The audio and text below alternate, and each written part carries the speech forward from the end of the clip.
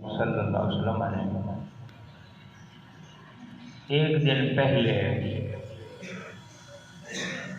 پورے اس بدر کے میدان کے اوپر لکیریں لگائیں اور شیبہ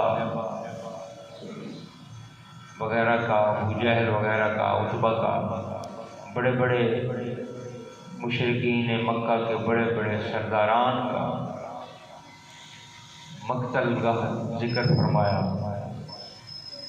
اور پھر صحابہ کرام رضوان اللہ علیہ اجمعین بیان کرتے ہیں میں اللہ کی قسم ہے کہ جس جس جگہ پر اللہ کے محبوب صلی اللہ علیہ وسلم نے نشان لگائے تھے اور جس کے بارے میں فرمایا تھا کہ یہ نشان کل یہاں ابو جہل مرے گا، یہاں کل عتبہ مرے گا، یہاں کل شیبہ مرے گا، یہاں کل فلاں مرے گا، فلاں مرے گا، فلاں مرے گا، تو صحابہ کہتے ہیں جہاں جہاں اللہ کے نبی نے جس جس کا نام لے کر تیر لگائی تھی اسی جگہ پر وہی آ کر کل مرا۔ جب یہ خبر ابو جہل کو ہوئی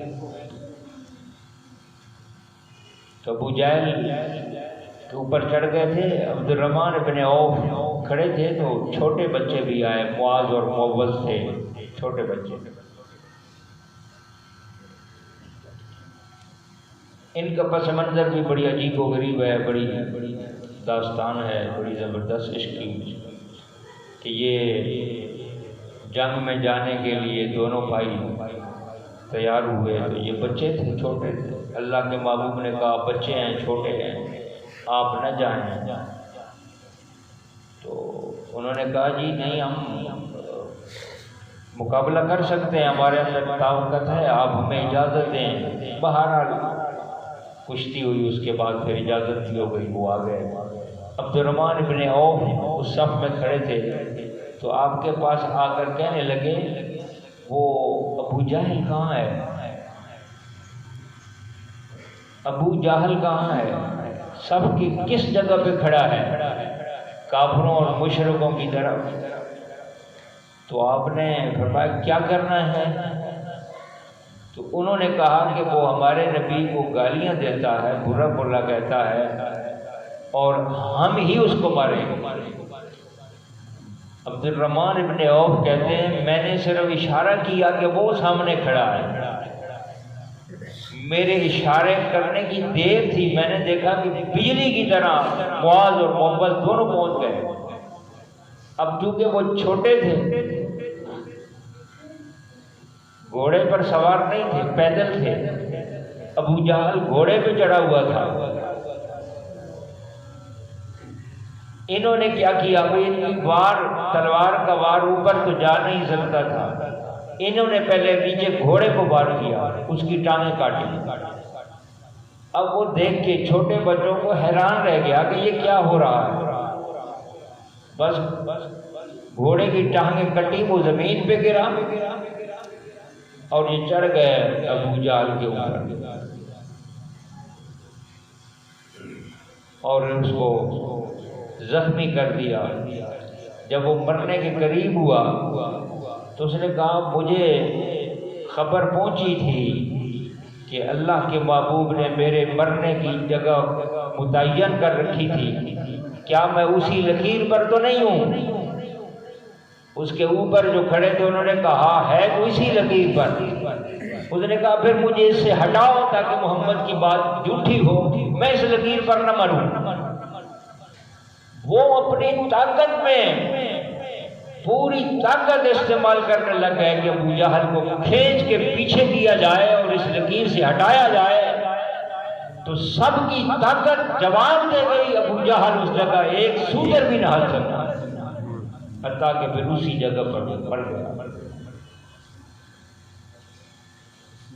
تو صحابہ کہتے ہیں کہ ہم نے بدر کے مقام پر اللہ کے محبوب چونکہ دعا فرما چکے تھے کہ یا اللہ یہ مختصر سا میرا کنبہ ہے اور یہ تیرے بندے ہیں، مختصر سے اگر آج یہ کفر کے درگے میں پھنس گئے تو پھر ساری عمر تیری عبادت کرنے والا کوئی نہیں ہوگا، پوری زندگی تیری عبادت کرنے والا کوئی نہیں ہوگا، ان کی حفاظت فرما۔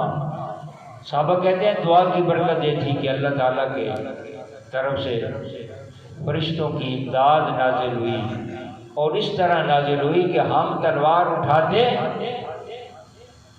اب ہماری تلوار اٹھی کی اٹھی رہ جاتی، کافر کی گردن کٹ کے پرے جا لگتی، اور خود جبریل علیہ السلام کی آواز صحابہ نے سنی، ہیزوم ان کے گھوڑے کا نام تھا، اور وہ آواز آ رہی تھی آگے بڑھو ہیزوم، آگے بڑھو ہیزوم۔ انہوں نے کہا کہ یہ جبریل علیہ السلام ان کا گھوڑا ہے ہیزوم، اس گھوڑے پر جبریل خود سوار تھے، اور انہوں نے فرشتوں نے آ کر تلواریں چلائی اور پھر کافروں کو مارا۔ اللہ تعالیٰ نے 3000 فرشتوں سے بدر کے صحابہ کے ساتھ امداد کے لیے نازل ہو کر مدد کی۔ تو معرکہ بدر اسلام اور کفر کا وہ عظیم پہلا معرکہ تھا، اور سرکار سے پوچھا گیا یا رسول اللہ صلی اللہ علیہ وسلم افضل کون ہے؟ فرمایا سب سے افضل میرے بدری صحابہ ہیں، اور پھر اللہ کے محبوب نے فرمایا یہ بدری جو صحابہ ہیں اب یہ جو چاہیں کریں، اللہ تبارک و تعالیٰ کی طرف سے انہیں جنت عطا کر دی گئی ہے۔ حضرت عثمان رضی اللہ تعالیٰ عنہ اگرچہ شامل نہیں تھے، مگر اللہ کے محبوب صلی اللہ علیہ وسلم نے اپنے نبوت کے اختیار سے حضرت عثمان کو بدری صحابہ میں بھی شامل فرما دیا۔ جذبہ صحابہ کا حضور صلی اللہ علیہ وسلم کی عزت پر، آپ کی ناموس پر کٹ پڑنے کا جو موجود تھا وہ مثالی تھا، اس لیے اللہ تعالیٰ نے قرآن حکیم میں فرمایا کہ وَإِذَا قِيلَ لَهُمْ آمِنُوا كَمَا آمَنَ النَّاسُ، اے لوگو ایمان لاؤ اس طرح جس طرح یہ لوگ ایمان لائے۔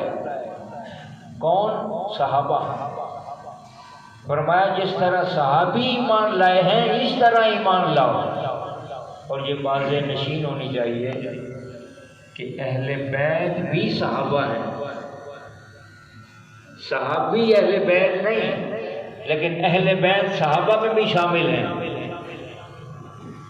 وہ بھی صحابی ہیں، کیونکہ صحابی کون ہوتا ہے؟ جس نے بھی اللہ کے محبوب صلی اللہ علیہ وسلم کو ایمان کی نظر سے دیکھ لیا، چاہے ایک آن کے لیے بھی، ایک لمحہ کے لیے بھی دیکھا ہو، وہ درجہ صحابیت پر فائز ہو جاتا۔